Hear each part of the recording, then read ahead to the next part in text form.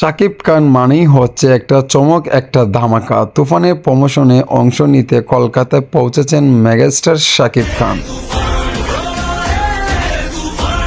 শাকিব খানের তুফান সিনেমাটি ইন্ডিয়াতে মুক্তি পেতে যাচ্ছে। আপনারা দেখতে পাচ্ছেন আমার স্ক্রিনেতে ইন্ডিয়ার আনাচে কানাচে কিন্তু প্রচারণা চলছে তুফানে।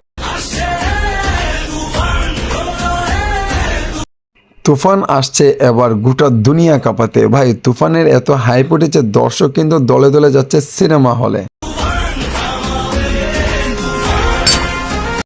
প্রচারণা করার জন্য ইন্ডিয়াতে গিয়েছেন আমাদের শাকিব খান। দেখেন ভাই, শাকিব খানকে রিসিভ করতে কতই দর্শক আসছে এয়ারপোর্টে। শাকিব খানের সম্মানটা পুরা দুনিয়াতে রয়েছে ভাই, যেখানে যায় না কেন সেখানেই সম্মান করে দর্শকরা।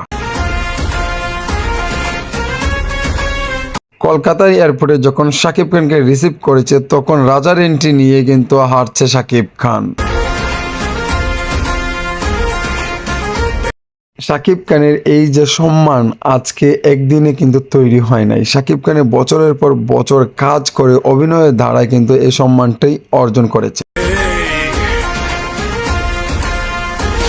সারা বাংলাদেশ কাঁপিয়ে তুফানের জ্বরে কিন্তু এখন ইন্ডিয়া কাঁপাতে যাচ্ছে শাকিব খান। 5 তারিখে আসছে নতুন চমক, নতুন ধামাকা। সেখানের অপার বাংলার মিমি চক্রবর্তী সেই দেশেরই নায়িকা। শাকিব খানকে দেখে কত এক্সাইটেড হয়েছে ভক্তরা। সেলফি তোলার জন্য অনেক আগ্রহ রয়েছে তাদের মাঝে, দেখতেই পাচ্ছি।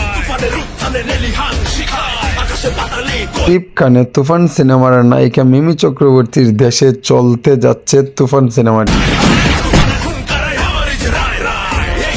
মিমি চক্রবর্তী শাকিব খানের তুফান সিনেমাতে কাজ করে কিন্তু আলোচনার ঠুঙ্গে উঠে গেছে এখন মিমি চক্রবর্তী, এমনকি ফ্যান ভ্যালু হয়ে গেছে মিমির।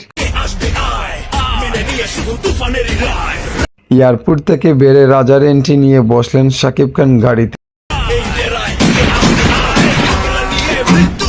শাকিব খান পৃথিবীর যেই প্রান্তে যাক না কেন সেখানেই কিন্তু শাকিব খানের সম্মানটা আলাদাভাবে থাকে, আলাদা রেসপেক্ট করে শাকিব খানকে দর্শক।